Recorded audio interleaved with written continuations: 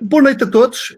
Hoje estamos em direto para o grupo de emergência da Guarda e também para o maior canal português sobre tecnologia, o peopleware.com. Hoje temos o prazer de ter aqui connosco o Francisco Maia.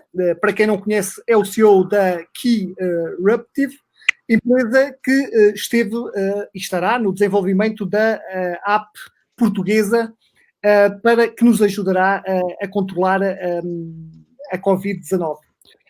Antes de começarmos esta conversa, referir apenas que hoje foi publicado o decreto de lei que estabelece o responsável pelo tratamento dos dados, que neste caso será a própria Direção-Geral de Saúde, e regula também a intervenção do médico no sistema Stay Away Covid, que é o nome da aplicação, ou seja, como é que o médico poderá, de certa forma, usar a aplicação e que informação é que poderá ter, ou seja, que na prática será dar uma chave ao seu paciente. Do documento, destaque para a indicação que a DGS é, então, a entidade responsável pelo tratamento de dados desta plataforma, nos termos das suas competências legais, para efeitos da legislação europeia e nacional aplicável à proteção dos dados nacionais. Relativamente ao artigo 4º, que é a intervenção do médico, o médico obtém e comunica ao utilizador da aplicação Stay Away Covid, que seja um caso confirmado de Covid-19, obviamente, nos termos definidos pela Direção-Geral de Saúde, o código de legitimação pseudo-aleatório previsto no sistema, para efeitos de inserção na referida aplicação, e muito importante que se diga isto, caso o utilizador o pretenda fazer. O tratamento de dados para funcionamento deste sistema é excepcional e transitório, mantendo-se apenas enquanto situação provocada pela Covid-19 o justificar. Boa noite, Francisco. Boa noite, Vítor. Eu começo a perguntar, Francisco, quais os principais, ou melhor, como é que funciona a app Stay Away Covid? Boa noite, antes de mais, obrigado pelo convite. Então, esta aplicação, comumente dita uma aplicação de rastreio, na verdade é uma aplicação de notificação da exposição. E, portanto, aquilo que a aplicação procura identificar são contactos de risco que possamos ter no nosso dia-a-dia. E como é que ela funciona?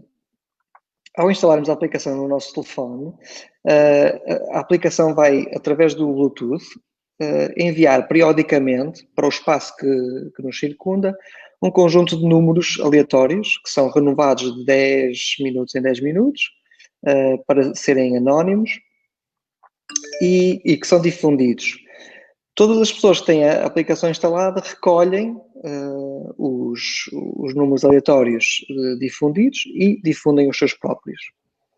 Se por acaso um de nós for diagnosticado com a Covid-19, ou seja, fizer o teste e der positivo, em conjunto com esse diagnóstico, o médico pode atribuir, se o desejarmos, portanto esta aplicação é sempre voluntária, todos os passos da utilização da aplicação são voluntários, portanto se nós os desejarmos temos acesso a um código que introduzimos na nossa aplicação e a aplicação com esse código, que no fundo confirma que eu de facto tive um teste positivo, vai partilhar com um repositório central os identificadores aleatórios, os números aleatórios que eu difundi nos últimos 14 dias. A partir desse momento, esses identificadores aleatórios ficam disponíveis para que todos os outros possam descarregar e perceber se tiveram um contacto comigo nos últimos 14 dias. É importante notar que não basta eu passar ou ter visto um destes identificadores para ser avisado de um contacto de risco. Então, a aplicação procura identificar contactos que sejam de facto de risco. E estes contactos são, indicativamente, contactos com mais de 15 minutos a uma distância inferior a 2 metros. Como sabemos, o Bluetooth não foi pensado especificamente para isso, mas está calibrado para termos uma boa estimativa deste risco. Caso o telefone localmente, e isto também é importante, portanto, eu descarreguei as informações do repositório central para o meu telefone, caso o meu telefone tenha identificado um contacto de risco nos últimos 14 dias, dá-me um alerta para eu contactar as autoridades de saúde. E termina aqui o ciclo da aplicação. Isto tudo de forma transparente, não é? Para o utilizador não tem que instalar e Exatamente, o utilizador instala. Eu posso mostrar aqui algum processo de instalação. Portanto, eu após, não sei se se vê, assim, após descarregar a aplicação, tenho um conjunto de painéis que me explica um pouco o que é o objetivo da aplicação, o que é que faz, que nós aconselhamos a ler atentamente. Depois tenho um consentimento informado, portanto, toda a aplicação foi desenhada com a privacidade e a proteção de dados em mente. Portanto, eu devo ler este consentimento, perceber se estou de acordo. Neste caso, eu vou dizer que sim, vou aceitar. Depois a aplicação vai-me pedir para poder executar em segundo plano. Eu vou permitir. Neste caso, estou a utilizar um Android. Depois, se eu quero ativar as notificações de exposição, porque esta portuguesa utiliza as notificações de exposição da Google e da Apple, a API HN, e pronto. Chego ao ecrã principal, não sei se conseguem ver bem, que tem aqui um símbolo que está a pulsar e que indica que a aplicação está a funcionar. Se eu a colocar em background, a aplicação continua a monitorizar os identificadores na minha proximidade e a funcionar. Já agora, e aproveitando um pouco aquilo que eu falei, que perdemos em Francisco. Ele já deve voltar entretanto. Mas está interessante, Vítor, este facto de, primeiro, de integrar com as APIs da Google e da Apple, pronto, porque são sistemas que estão integrados no sistema, no próprio sistema, né, que foram desenvolvidos recentemente. Sim, e também porque nós, a esta altura, já temos algum feedback de outros países e agora que está cá de novo o Francisco, eu ia aproveitar um pouco para voltar atrás e naquilo que o Francisco referiu, que através dos dispositivos, dispositivos móveis, as pessoas podem instalar a aplicação. Aqui é um pouco, e tem-se falado um pouco nisso, na questão de haver apenas um pequeno grupo da sociedade que efetivamente está à vontade para instalar uma aplicação e perceber como é que essa aplicação funciona.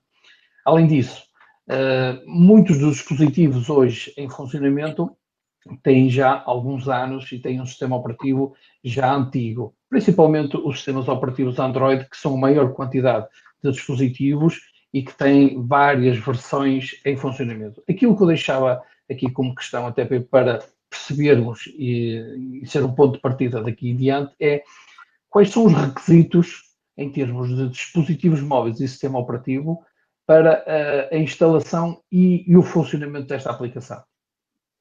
Antes de mais, peço desculpa desta queda de internet. Espero que tenham conseguido seguir pelo menos a parte importante daquilo que estava a explicar anteriormente. Em relação a esta questão, isto é importante. De facto, o facto de ser uma aplicação móvel, obviamente, reduz automaticamente o público-alvo.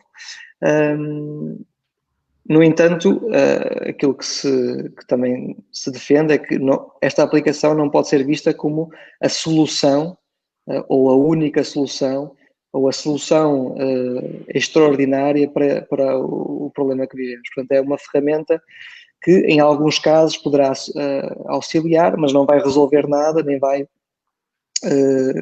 resolver todos os nossos problemas. Portanto, é um método auxiliar com as suas limitações. Em relação à questão do sistema operativo, por parte da Apple, a partir do iOS 13.5, esta aplicação vai funcionar. Sabemos que a Apple tem a facilidade de ter uma porcentagem muito elevada de dispositivos na última versão e, portanto, apostaram num update ao sistema operativo para permitir esta API. No caso da Google, A abordagem foi precisamente para tentar cobrir o maior número possível de dispositivos. A abordagem foi incluir esta API não como um módulo do sistema operativo, mas como um serviço Google Service, portanto, fazendo parte da API dos Google Services. E neste caso, todos os telefones que tenham Android 6 ou superior são compatíveis, portanto, o Android versão 23, tecnicamente mais utilizada esta designação. Portanto, é um conjunto já significativo de telefones. Já abrange um grande conjunto de utilizadores em Portugal também. Exatamente. Francisco, tu falaste aí uma questão, e eu ainda há pouco vinha à conversa com um colega e vinha-lhe a explicar que ia ter um direto e que íamos falar sobre a app da Covid. E ele basicamente chegou à conclusão de dizer, ok, mas o que é que vale se uma pessoa está infectada se tem a aplicação instalada? Quer dizer, isso não resolve nada. E eu, pegando nas tuas palavras, até para alertar que, como tu referiste, que não é solução, de facto, a aplicação não é a solução para nos vermos livres, enquanto infectados, da doença. A solução, a aplicação, será um enorme, mas enorme mesmo, auxílio para conseguir fazer o seguimento da cadeia de contágio. Esse é que é o principal foco desta aplicação. Exatamente, ou seja, isto acho que é importante também sublinhar, porque já existe um processo de tentar encontrar a cadeia de contacto, não é? De contágio. Esse processo, neste momento, é feito a partir da memória das pessoas, portanto, das pessoas que eu me lembro de ter contactado nos últimos dias, e fazemos isto num processo manual, não é? Portanto, esta aplicação vem trazer alguma capacidade de memória que se calhar eu sozinho não tenho. Portanto, no fundo é este auxílio adicional, não é, que temos. Portanto, uma pessoa que tenha contactado muitas pessoas sem se aperceber, às vezes no seu dia-a-dia, vai permitir identificar essa cadeia que de outra forma não seria identificada. Exato. Com os médicos e enfermeiros que eu tenho falado, isso é um processo mesmo muito complexo e que demora muito tempo. E certamente que no meio disto tudo a gente vai se esquecer de pessoas. Quer dizer, se eu agora, se estivesse infectado, fosse aqui ao hospital e me pedissem para saber com que pessoas é que eu estive nas últimas 2 semanas, é um processo muito complicado e pronto. E depois notificar todas essas pessoas, fazer testes a essas pessoas, é de facto um processo muito, muito complexo. Exatamente. Também um pouco porque esta aplicação, no fundo, será mais utilizada por uma classe de utilizadores mais jovens também. Portanto, isto, e nós sabemos que esta vaga de novos contágios tem atingido, sobretudo, um segmento mais jovem da população. Portanto, esta efetivamente passa a ser uma ferramenta muito útil a juntar àquelas que já existem, sem dúvida nenhuma. Indo um bocado ainda ao encontro desta ferramenta, tem aparecido na comunicação social que, em alguns países, uma das causas das pessoas desistirem de utilizar a aplicação é o seu elevado consumo de bateria nos smartphones. Já não bastava a desconfiança de que a aplicação iria rastrear e informar mais do que o que devia. Agora há aquela questão de alguns países que a aplicação está a consumir em demasia. Seguramente vocês no desenvolvimento desta aplicação tiveram esses cuidados, até porque já estão a partir de um plano em que já há uma série de feedback de outras aplicações noutros países. Exatamente, ou seja, uma das vantagens de utilizar também as APIs Google e Apple é precisamente essa, não é? Portanto, nós estamos a tirar partido de funcionalidades do próprio sistema operativo que faz esta troca de beacons, digamos assim, de identificadores aleatórios através de Bluetooth Low Energy. Portanto, a ideia é precisamente que o impacto no consumo de bateria seja o menor possível. É evidente que não pode ser zero, porque se estamos a fazer coisas, estamos a gastar energia e, portanto... Claro. Não pode ser zero. Nós não observamos ainda nos nossos testes nenhum problema significativo com a bateria. No entanto, também é verdade que o tempo de instalação de aplicações com este sistema da Google e da Apple é curto, portanto é possível que possam vir a ser identificados em alguns dispositivos ou em algumas versões do sistema operativo, algum consumo de bateria não normal. A verdade é que o facto de usarmos Google e Apple permite-nos queixar-nos diretamente e isso poder ser resolvido mais rapidamente. Uma questão que evidentemente pode levar a um consumo de bateria maior do que outras aplicações é o facto desta aplicação, por desenho, correr também em segundo plano. Portanto, em segundo plano, de vez em quando, a aplicação verifica se houve contactos novos de risco para poder alertar o utilizador. E, portanto, aí há um consumo de bateria. No entanto, não verificamos ainda que isso fosse significativo. Francisco, mas diz-me só uma coisa, já, para juntar a esta questão. O facto de eu estar num grupo, imagina com 10 pessoas, ou estar com 10, isso quer dizer que eu vou ter transmissões no dobro, né? Ou seja, vou ter que mandar tags para 10 pessoas. Vocês fizeram esse tipo de testes, tendo em conta a quantidade de pessoas que estão por perto, o número de tags, ainda para mais porque são de 10 em 10 minutos, né? Segundo o que eu tenho aqui, 10 minutos.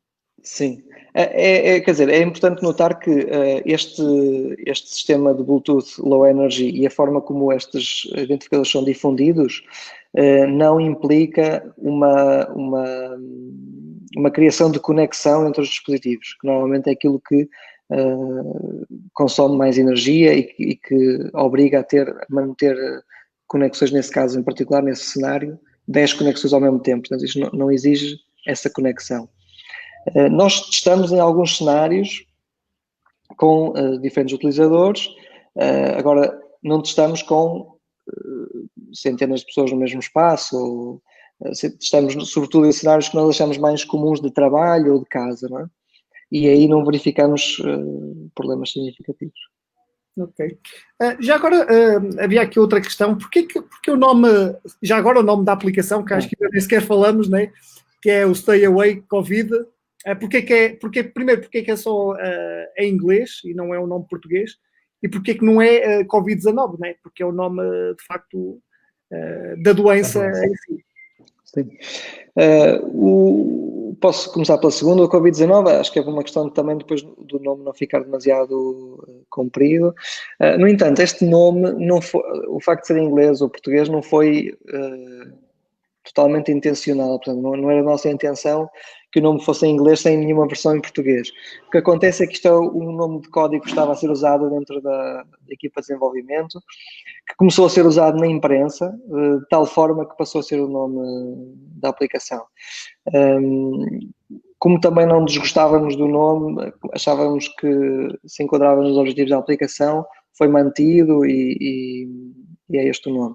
Não é da intenção, não havia nenhuma intenção particular em ser em inglês ou português. Foi mais um decorrer por consequência do que aconteceu. Olha, deixa-me só mandar aqui um olá à enfermeira Luísa Vieira, que é aqui do Hospital da ULS. E mandei ela um beijinho especial porque é ela que está à frente do trabalho que é fazer, então, esta reconstituição da cadeia de contágio. Pronto. E no outro dia eu estive a falar com ela e, de facto, é um trabalho muito, muito demorado, muito complexo, com muitas variáveis, de muita insistência, porque as pessoas agora lembram-se de umas pessoas, daqui a pouco lembram-se de outras, e pronto, só para mandar aqui um beijinho pelo trabalho. Certamente daqui a uns tempos terá o trabalho bem mais facilitado. Assim esperamos. Sim, esperamos, exatamente. Agora, e um pouco ainda no desenrolar da adoção desta aplicação, nós temos lido que, por exemplo, na Irlanda, a aplicação teve uma adoção entre os 20% e 25%, que, no meu entender, é um pouco baixo, mas nesta altura também nós temos que perceber uma série de condicionalismos. O Francisco e a equipa que está, no fundo, por trás dessa aplicação, ambicionam números mais altos, têm uma ideia de qual será a aceitação em Portugal desta aplicação? Assim, historicamente, Portugal é um país que adota estas coisas rapidamente e em escala. Nós não conseguimos prever se vamos superar a Irlanda ou não. Achamos que aqui o mais importante seria que houvesse o maior número possível de instalações, não porque seja uma aplicação ineficaz com poucas instalações, porque o que acontece é que, mesmo com um baixo número de instalações, é sempre uma ferramenta adicional, portanto, é sempre algo que pode permitir identificar contágios que de outra forma não seriam identificados, ou pelo menos contactos de risco. Por isso não temos nenhum número que seja meta, mas acreditamos que Portugal é um ecossistema onde este tipo de tecnologias normalmente tem alguma aceitação e algum impacto. E esperamos que isso continue também com a Stay Away. Sim, isto até porque poderiam até, eu não sei se tem alguma estratégia para quando esta aplicação for disponibilizada a toda a gente, ter alguma estratégia de a publicitar, de a dar a conhecer em determinados núcleos, de forma a elucidar e de forma a estimular a utilização desta aplicação. Sim, é claro que está a ser preparado um plano de comunicação para sensibilizar para a aplicação, mas aquilo que estamos a fazer aqui hoje também é muito importante porque, no fundo, é podermos falar cara a cara sobre algumas dúvidas que possam surgir e a nossa atitude como equipa de desenvolvimento, como quem esteve um bocadinho por trás a pensar na aplicação e a tomar as decisões, é de estar em total abertura para que se possam abrir cada vez mais estes fóruns de discussão, não é? Uma das coisas que se fez foi procurar ter o código-fonte público, que é sempre um trunfo de transparência. Sim, e é uma ferramenta de escrutínio, não é? e de ajuda. Claro que traz sempre coisas não tão positivas, não é? Porque às vezes a discussão não é muito construtiva em alguns pontos, mas acho que é por aí. Portanto, é ter esta atitude de abertura, de dizer que estamos abertos a que quem quiser tirar dúvidas que contacte, quem quiser contribuir pode contribuir, quem quiser olhar para o código, está lá o código, podemos ajudar a esclarecer alguma dúvida que exista. E acho que isso é que é o mais importante. É verdade que há preocupações, é uma aplicação sensível, as preocupações das pessoas em relação à utilização destas aplicações não são infundadas, portanto não são preocupações que nós achemos infundadas ou teóricas, são preocupações reais, mas aquilo que nós gostávamos de transmitir é que são preocupações que nós partilhamos e, portanto, como equipa de desenvolvimento, partilhamos estas preocupações e procuramos que as decisões que tomamos e que vamos tomar no futuro procurem sempre o caminho da proteção dos dados, da privacidade. Portanto, aqui é o desafio sempre, é um desafio clássico, é oferecer alguma funcionalidade, minimizando o impacto que isso tem do ponto de vista da privacidade. E nós acreditamos que este desenho da Stay Away atinge esse objetivo, não é? E é isso que nós procuramos também explicar na análise de impacto que fizemos da proteção de dados, que também é pública e que também foi analisada pela CNPD, e portanto acho que é por aqui, é conversar que também podemos aprofundar o funcionamento e esclarecer muitas das dúvidas. Francisco, eu voltava então um bocado à primeira questão, para voltarmos, até porque já temos aqui outras pessoas, mas para voltar a falar da questão da privacidade. Quando se fala, primeiro reforçar esta questão. Nós que estamos aqui os três, estamos ligados à informática, à tecnologia, falamos em tracking, falamos em tracing, falamos em código-fonte, falamos em APIs e percebemos aquilo que estamos a falar, não é? Mas a maioria das pessoas não é da área, não percebe aquilo que está a falar. Então aí teremos que ter mesmo uma linguagem muito simples para explicar às pessoas o que é isto. Depois, a questão das pessoas é que elas têm sempre o receio de, ao instalarem a aplicação, vão passar a ser controladas, monitorizadas. Pronto. Aquilo que eu te pedia era voltar a reforçar aquilo que falaste na primeira questão e se calhar com um exemplo. Ou seja, eu, Pedro Pinto, nós estivemos os três, fomos jantar aqui à Guarda. Entretanto, o Francisco foi para Lisboa, ou Porto, não sei de onde é que és. E é de Braga, pronto. E começou a ter tosse e foi lá ao Hospital de Braga. Fez um teste, passado 24 horas, deu positivo. O médico chamou e é a partir daí que tudo começa, com a aplicação. Pronto. E agora passava-te a palavra para explicar isso de uma forma mais simples e reforçar esta questão que, de facto, tudo é, ou seja, nada é forçado, simplesmente as pessoas têm que ter a aplicação instalada e mesmo depois de saber que, de facto, uma pessoa está infectada, é da decisão dessa pessoa dizer se quer dar essa indicação aos amigos com quem esteve, mas de uma forma anónima, ou seja, ninguém sabe quem é que está infectado, se foi o Vítor, se é o Pedro, se é o Francisco. Exato. Sim, ok. Sim, acho que isso é muito importante. De facto, um exemplo pode ajudar muito. Então, o exemplo é o seguinte. Quando nós fomos jantar, os três, as nossas aplicações estiveram a falar umas com as outras. Portanto, estamos a falar do meu telemóvel para o telemóvel do Pedro e vice-versa, diretamente. E como é que eles falaram? No fundo, fizeram assim, tiraram uma moeda ao ar e saiu um número. Pronto, imaginemos que eu pensei no número 727 e enviei o 727, ok?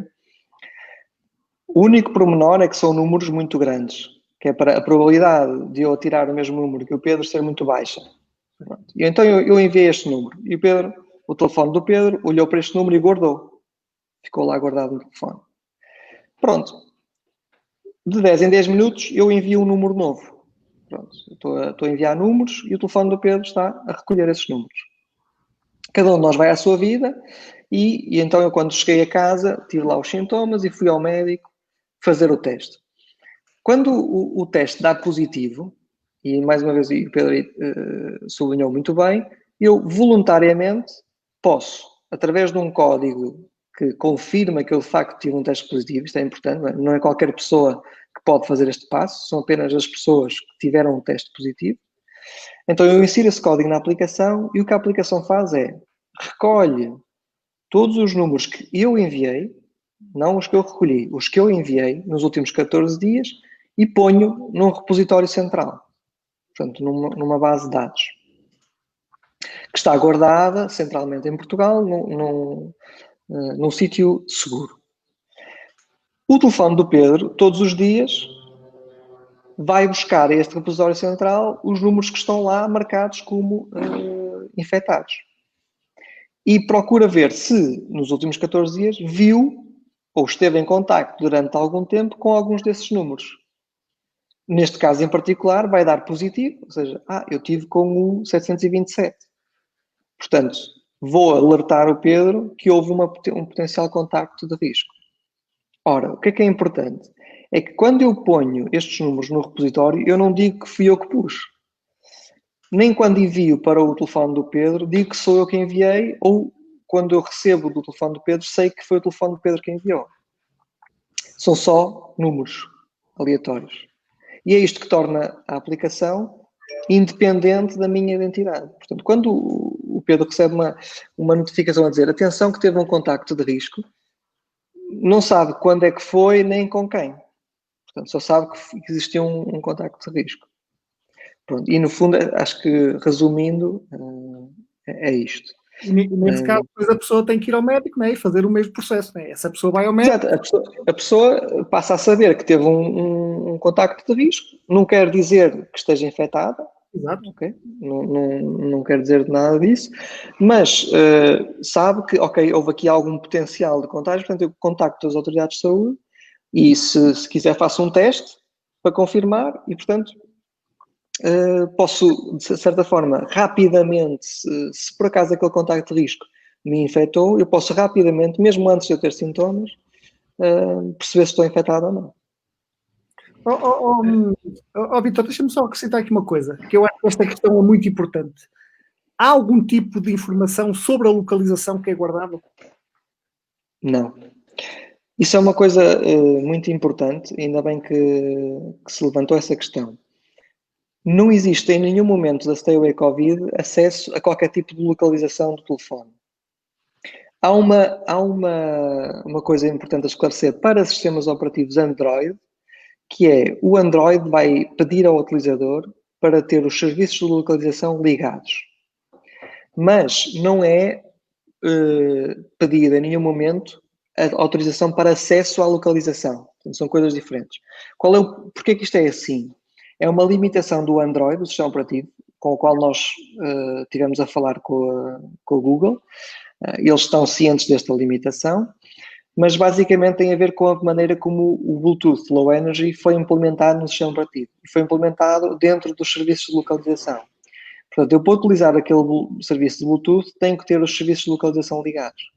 Ora, isto não quer dizer de todo que eu tenha acesso à localização.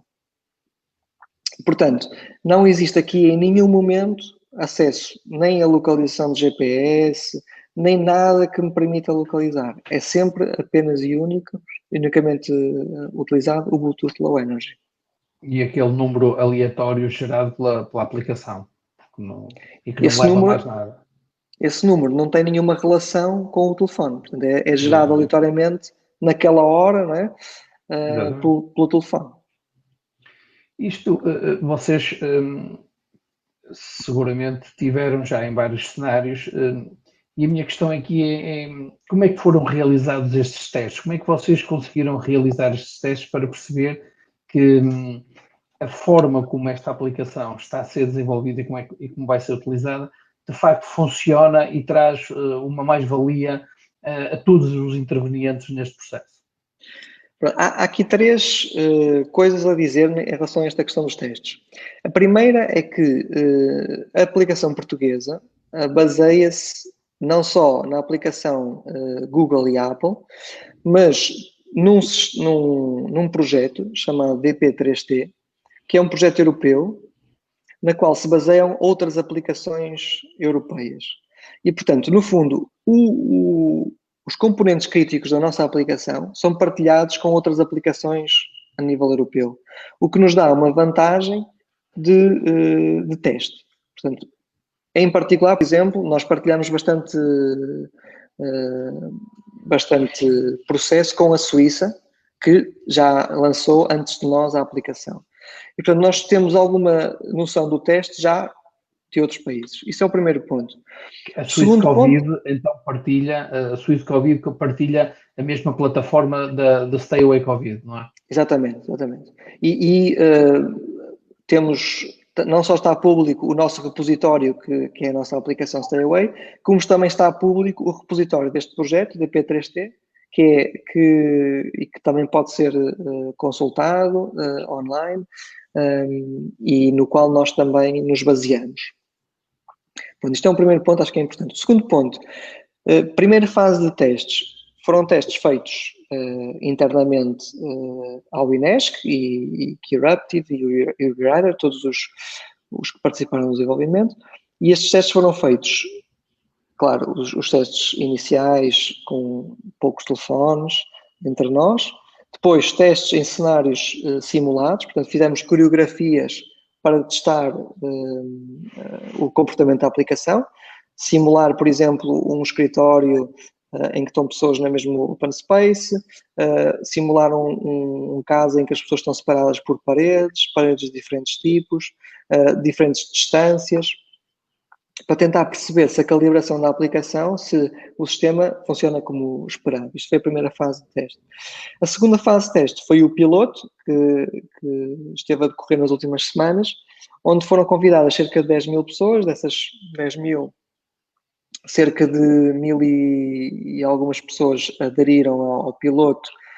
Nem todas puderam instalar porque a versão iOS não estava ainda disponível, mas cerca de 900 instalaram a aplicação Android e utilizaram. Portanto, tivemos também esta segunda fase de teste. Portanto, tentamos cobrir, no fundo, diferentes cenários e, sobretudo, diferentes dispositivos também. Uma coisa importante e que tem alguma graça também para quem tem algum interesse pela tecnologia, aqui faço um parênteses, é que todos os dispositivos têm placas de Bluetooth diferentes, têm hardware diferente e, portanto, comportam-se de maneira muito diferente. Às vezes é interessante ver esse comportamento no terreno e também é uma das razões pela qual nós escolhemos a plataforma Google e Apple, porque a Google tem feito um esforço muito grande de calibração dos dispositivos, portanto estamos a falar de milhares e milhares de dispositivos calibrados para esta aplicação. É algo que nenhuma iniciativa nacional sozinha poderia fazer, portanto isso também é interessante. Exato, Francisco, eu pegava nisso. Surgiu-me aqui uma curiosidade, porquê que só se registam dados de pessoas quando estão mais de 15 minutos juntas? Porquê os 15 minutos? Isso tem a ver com a parte epidemiológica, né, que eu não domino, né? Portanto, isso vem de estudos da parte epidemiológica e médica, que dão esses valores indicativos como valores de risco elevado de infecção. Mais uma vez, nós aqui não estamos numa aplicação que detecta com extrema precisão todos os casos de infecção, é uma aplicação que detecta elevado risco de infecção. E esses são dados que vêm dessa área. Portanto, é algo que eu não domino totalmente. Não? É mais da outra parte. Olha, já agora podes responder aqui a esta questão. Um francês de férias em Portugal com a app Stop Covid-19 vai avisar-me se eu tiver a Stay Away Covid? Ora, essa é uma pergunta interessante. É assim, a utilização do DP3T, do tal projeto, tem um objetivo aqui por Portugal de permitir interoperabilidade. O sistema francês, por acaso estamos a falar do francês, não é compatível, ou pelo menos nesta altura, com o sistema português, porque a França adotou uma abordagem diferente da sua aplicação de contacto. Portanto, é uma abordagem bastante mais curiosa de dados e mais centralizada. Mais inclusiva. Sim. Mas, por exemplo, no caso... no caso suíço, não é? No caso suíço, sim. Portanto, já estamos a trabalhar no modelo de interoperabilidade. Portanto, a ideia é que todas as aplicações que partilhem este modelo sejam interoperáveis e, portanto, quando eu transito de país, continua a funcionar sem ter que instalar uma aplicação diferente. Uma aplicação diferente. Isso é importante porque, por exemplo, um imigrante que esteja cá da Suíça, que tenha a sua aplicação instalada, poderá receber esses alertas e partilhar também, digamos, a sua participação neste projeto, porque a aplicação dele vai falar com a aplicação Stay Away Covid, não é? Exatamente. Isto ao nível europeu, isto é mais uma curiosidade, porque se está a desenvolver uma aplicação e se as pessoas as pessoas se deslocam e a ideia é tentar uma normalidade em que as pessoas se pudessem deslocar, fazia todo sentido que estas aplicações tivessem um núcleo comum para poderem comunicar e desta forma ser realmente bastante mais abrangente. É um bocado estranho. Essa no fundo é a posição portuguesa, não é? Portanto, essa é a posição portuguesa e é isso que a Stay Away Covid tentou seguir e fazer. Claro que depois cada país tem a sua política, a sua abordagem porque há aqui um compromisso, não é? Portanto, esta aplicação Stay Away Covid portuguesa, precisamente porque tem todas estas restrições e procura proteger ao máximo a privacidade, não permite, não é, algum tipo de estudos sobre estes dados que uma aplicação centralizada poderia permitir, em teoria, não é? Claro, claro. Há outros países que optaram por dizer assim, não, isto nós queremos ter estes dados para poder fazer estes estudos, não é? Fazer estas análises. Quer dizer, é um compromisso aqui, não é? Portanto, a abordagem portuguesa foi, não, nós queremos uma coisa o mais descentralizada possível, o mais privada possível, porque aquilo que nos interessa é por um lado, rapidamente ter algo que as pessoas possam usar confortavelmente e em segurança, e por outro lado ser interoperável com o maior número possível de países. Mas pronto, não é possível que todos os países sigam, não é? Até porque se olharmos para a Ásia, então aí a abordagem ainda é mais intrusiva, não é? Inclusive há países onde a aplicação é obrigatória e é utilizada para permissões de acesso a determinados locais. Portanto, espaços. Sim, são abordagens que não são compatíveis. Não são compatíveis. Filipe, já agora aquela questão que eu tinha falado, cá temos a enfermeira Luísa que explica que o tempo necessário, uma exposição moderada, aí é a questão do risco, ou seja, os tais 15 minutos tem a ver com isto.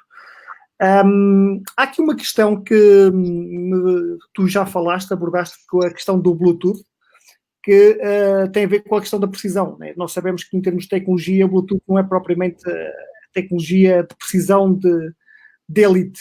Como é que vocês contornaram esta questão da distância? São os tais menos de 2 metros, não é? Sim.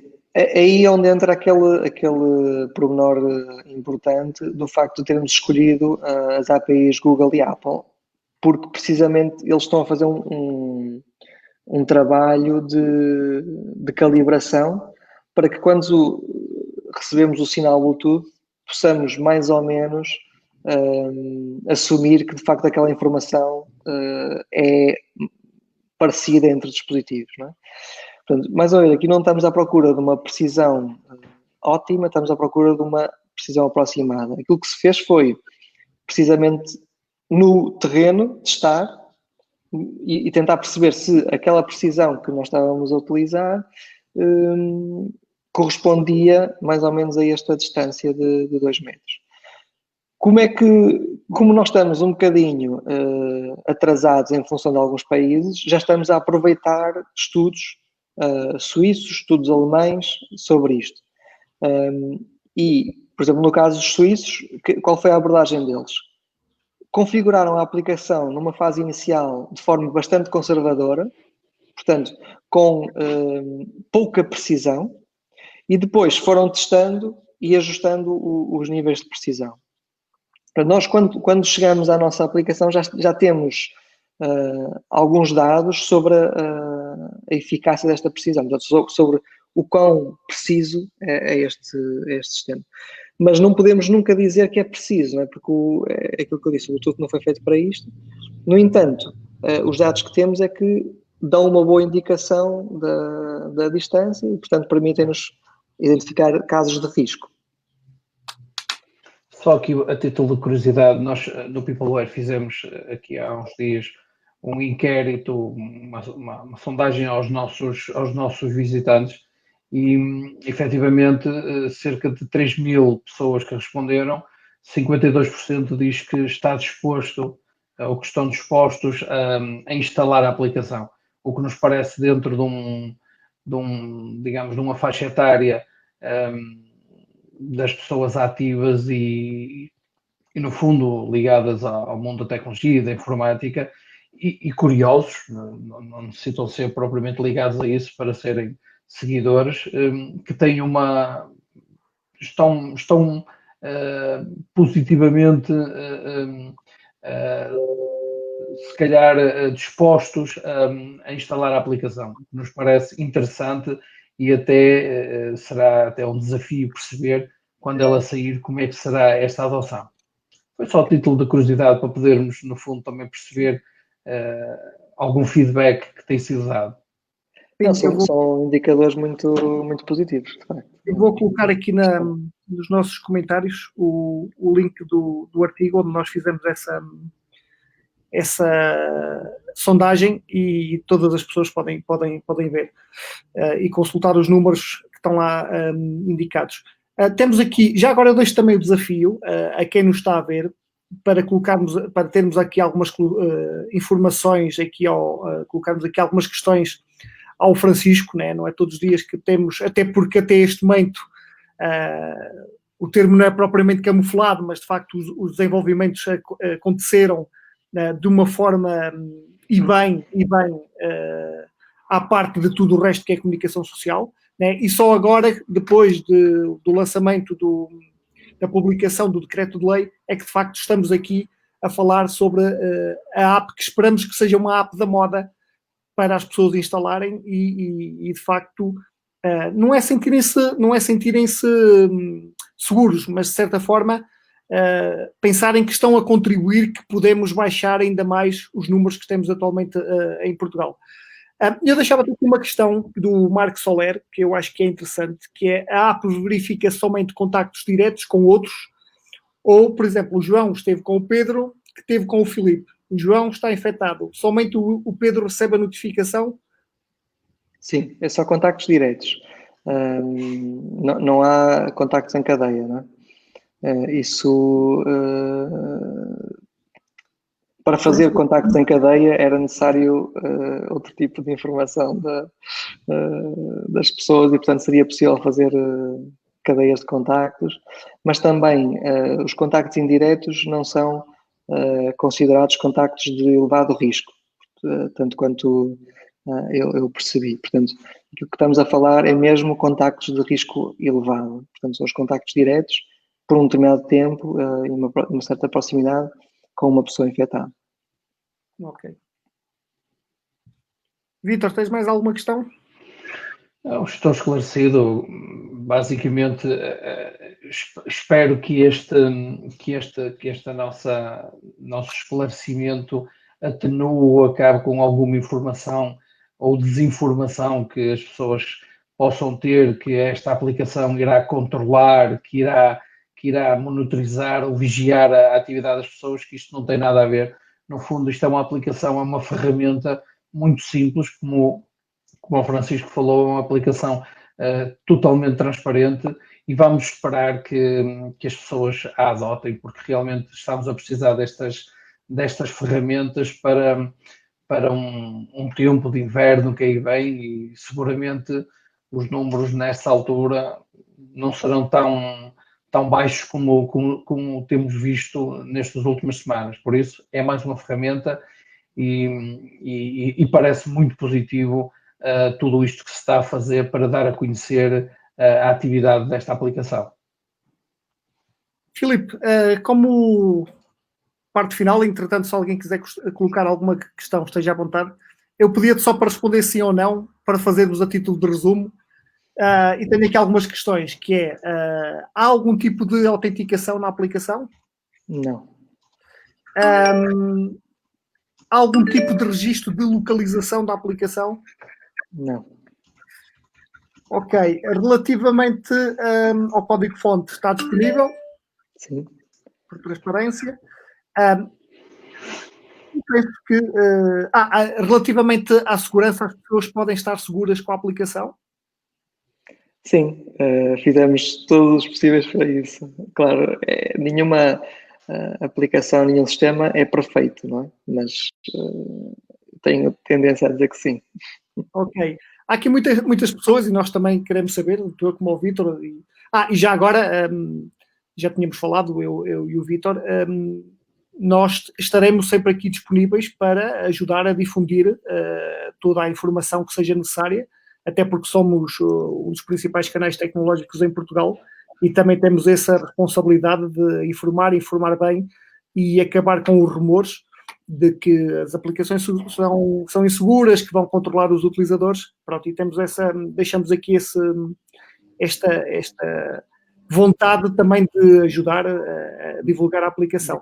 A questão que eu ouvi aqui mais que se colocou é: qual é que é? Há alguma previsão para lançamento oficial? Não, ou seja, eu não consigo dizer uma data, porque não depende totalmente de nós, né, da parte de desenvolvimento. O que eu posso dizer é que as aplicações, tanto para iOS como para Android, estão prontas, portanto estão prontas para lançar. Já a aprovação da Apple, havia ali uma restrição qualquer que eu estive a ler? Sim, é isso, ou seja, nós gostaríamos de lançar as duas em simultâneo. E, portanto, o processo de aprovação destas aplicações é especial, não é um processo tradicional de aplicações da App Store e Play Store, e o processo com a Apple demorou bastante mais tempo do que aquilo que nós estávamos a prever.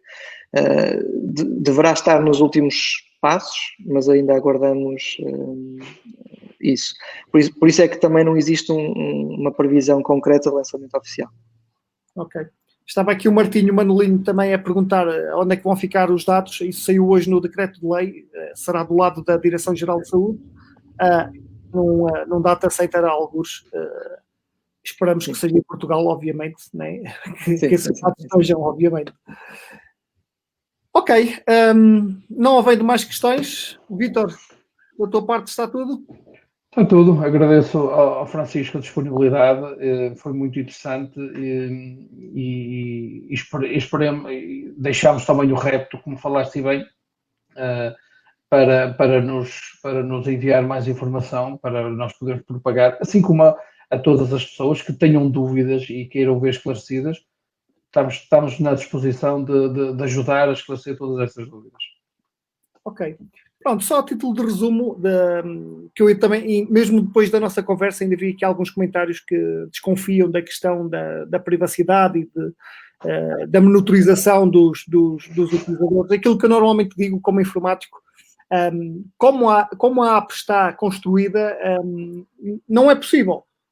Não quer dizer que seja 100% impossível, não é? Porque daqui para a frente a aplicação, e vocês têm essa vantagem que já está a ser usada noutros países, mas daqui para a frente, quando a aplicação for lançada, vai ser também explorada e vai estar também perante muitos cenários que provavelmente podem não ter sido testados.